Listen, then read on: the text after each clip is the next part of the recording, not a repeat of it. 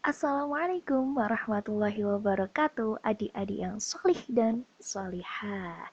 Tetap semangat walaupun pembelajarannya dilakukan secara daring.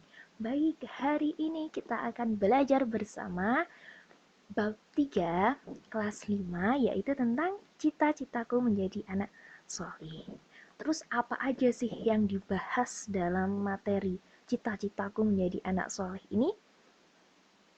Yang pertama yaitu pengertian anak solih, dan yang kedua ciri-ciri anak solih. Tapi ngomong-ngomong tentang cita-cita itu banyak sekali ya cita-cita. Mungkin adik-adik bercita-cita menjadi dosen, ada yang bercita-cita jadi koki atau chef, guru, polisi, tentara, dokter, masinis, pilot, arsitek, pemain sepak bola, pengusaha.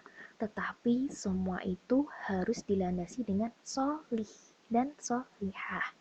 Karena anak solih itu adalah tujuan dan cita-citaku sesungguhnya. Jadi kalau ingin jadi dokter ya dokter yang solih dan solihah, polisi yang solih, tentara yang solih, guru yang solih dan solihah, dan lainnya seperti itu.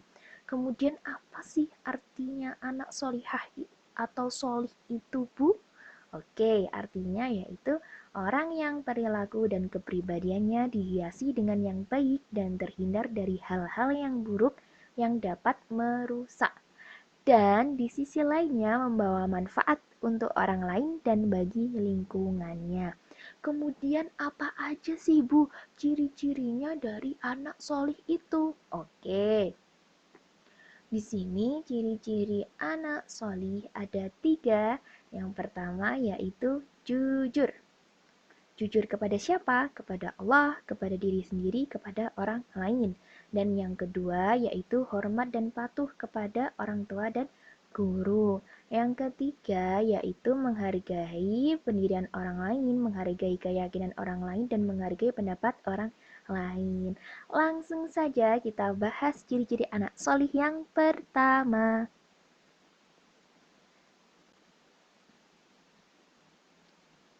Di sini ada 3 macam ya jujurnya. Yang pertama jujur kepada Allah. Contohnya apa, Bu? Contohnya yaitu selalu mentaati perintah Allah Subhanahu wa Ta'ala dimanapun dan kapanpun. Yaitu contohnya seperti gambar ya di video melaksanakan ibadah sholat. Kemudian yang kedua yaitu jujur kepada diri sendiri. Contohnya yaitu mengerjakan soal ujian ataupun ulangan dengan sendiri tanpa mencontek. Karena kenapa? Kejujuran pada saat ujian ini dapat meningkatkan prestasi. Kemudian yang terakhir, macamnya jujur, yaitu jujur kepada orang lain. Contohnya yaitu mengembalikan sisa uang saku atau uang jajan kepada ibunya. Yaitu ibunya, seumpamanya ibunya memberi uang saku kepada kita. Setelah itu ibunya memberi amanat kepada anaknya, kalau ada sisanya harus dikembalikan kepada ibunya. Kemudian ciri-ciri anak soleh yang kedua yaitu hormat dan patuh kepada orang tua dan guru. Apakah hanya kepada orang tua dan guru? Tentu saja tidak. Bisa kita lakukan kepada keluarga, orang terdekat, tetangga, dan lainnya.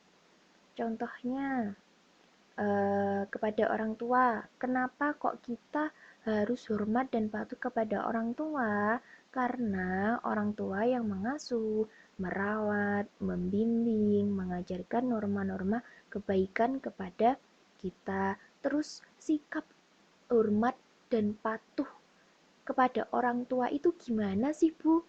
Yang pertama bisa dilakukan dengan menyayangi kedua orang tua, mendoakan mereka selesai sholat, mendengarkan nasihatnya, berbakti kepada orang tua, mematuhi semua perintahnya dalam kebaikan.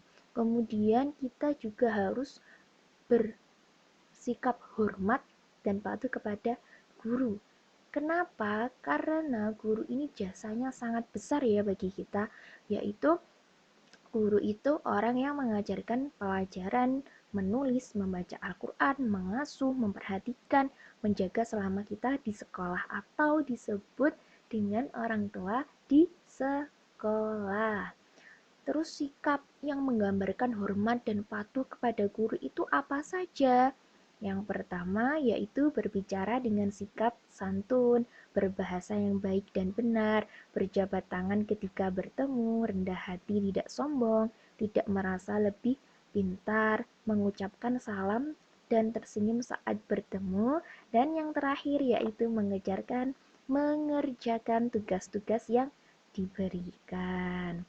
Kemudian ini ciri-ciri yang terakhir dari anak solih, yaitu saling menghargai terhadap pendirian orang lain, keyakinan, dan pendapat orang lain. Allah Subhanahu wa Ta'ala menciptakan dengan berbagai macam suku adat dan agama yang berbeda. Kita sebagai umat Islam dianjurkan atau diwajibkan menghargai dan menghormati atau bersikap tasamuh. Apa anak-anak? Tasamuh, betul sekali, sikap tasamuh.